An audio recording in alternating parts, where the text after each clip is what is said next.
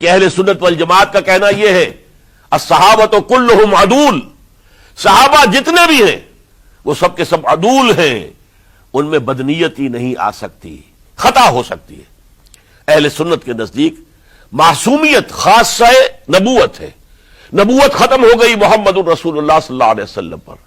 آپ کے بعد معصوم کوئی نہیں، ابو بکر بھی معصوم نہیں، عمر بھی معصوم نہیں، عثمان بھی معصوم نہیں، علی بھی معصوم نہیں رضی اللہ تعالیٰ عنہ اجمعین۔ تو معصوم کون ہوگا؟ عبداللہ ابن عباس بھی معصوم نہیں، عبداللہ ابن زبیر بھی جو ہے معصوم نہیں، حسین ابن علی بھی معصوم نہیں، اسی طریقے سے عبداللہ ابن عمر، عبداللہ ابن زبیر کوئی معصوم نہیں۔ انہوں نے اپنی رائے قائم کی ہے، اس پر عمل کیا ہے دیانت دارانہ سنسیریٹی کے ساتھ، اور ان کے لیے اللہ تعالیٰ کے ہاں ہر طرح کا اجر و ثواب ہے سب کے لیے۔ حضرت عبداللہ ابن زبیر کی رائے اس اعتبار سے بہتر ثابت ہوئی، انہوں نے مکے میں پھر حکومت قائم کی، 9 برس تک ان کی حکومت قائم رہی، بنو امیہ ختم نہیں کر سکے اسے۔ سن 73 میں جا کر ان کی شہادت ہوئی ہے، اور ایک مرحلہ تو وہ بھی آیا تھا کہ شام اور مصر کی دونوں صوبے جو ہیں وہ بھی ان کے تحت آ گئے تھے۔ تو واقعہ یہ ہے کہ اگرچہ حضور نے ہمیں منع کیا ہے کہ کبھی یہ نہ کہا کرو کہ ایسا ہوتا تو ایسا ہو جاتا، نہیں، جو ہوا اللہ کی مرضی سے ہوا، اللہ کے اذن سے ہوا۔ حدیث کے الفاظ ہے ان کلمۃ اللہ تفتح عمل الشیطان،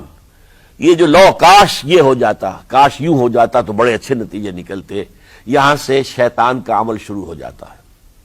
ورنہ واقعہ یہ ہے کہ دل سے یہ بات نکلتی ہے، اگر حضرت حسین اور عبداللہ ابن زبیر یکجا ہو جاتے اور مکے کو اپنا مرکز بنا کر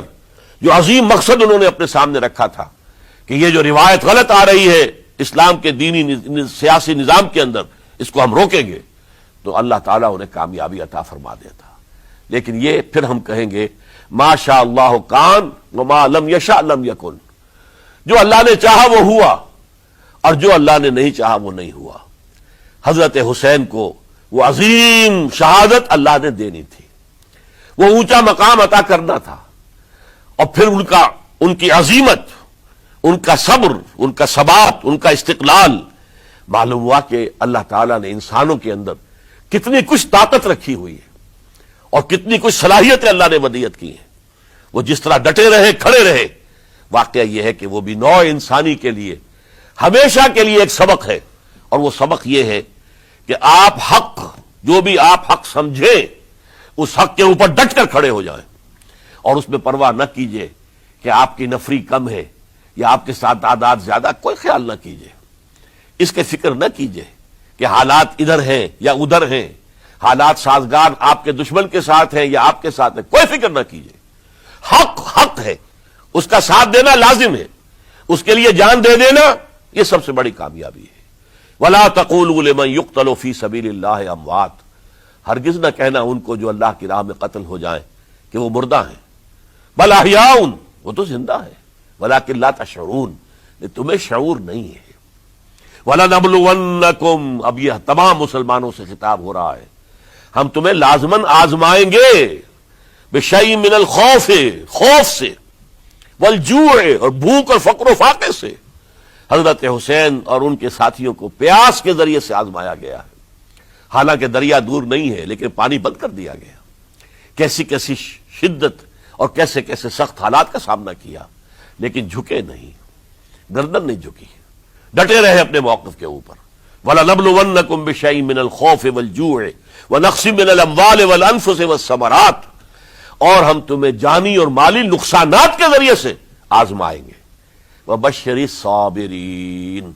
اور اے نبی بشارت دے دیجئے صبر کرنے والوں کو۔ الَّذِينَ إِذَا أَصَابَتْهُمْ مُصِيبَةٌ، وہ کہ جن کو اگر کوئی مصیبت آئے، ان پر نازل ہو جائے، قالوا، تو وہ کہیں گے اِنَّا لِلَّهِ وَإِنَّا إِلَيْهِ راجعون، ہم اللہ ہی کے ہیں، اللہ ہی کی طرف ہمیں لوٹ جانا ہے۔ أُولَئِكَ عَلَيْهِمْ صَلَوَاتٌ مِّن رَّبِّهِمْ وَرَحْمَةٌ، یہ ہیں وہ جن پر ان کے رب کی طرف سے صلوات ہیں، درود ہے اور رحمت ہے۔ وَأُولَئِكَ هُمُ الْمُهْتَدُونَ، اور یہی ہدایت یافتہ ہیں۔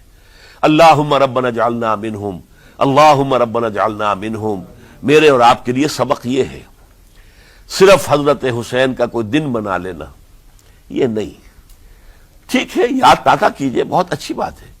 لیکن اس کا نتیجہ یہ نکلنا چاحیے کہ اگر حضرت حسین نے اپنی ہی نہیں، اپنے خاندان کی، اپنے اعزاء و اقربا کی، اپنے ساتھیوں کی جانوں کی قربانی پیش کر دی حق کے لیے، تو ہمیں بھی فیصلہ اور سبق یہ لینا چاہیے کہ ہمیں حق کا ساتھ دینا ہے، ہر چیز بعد چاہے اس کے نتائج کچھ بھی نکلے۔ اقول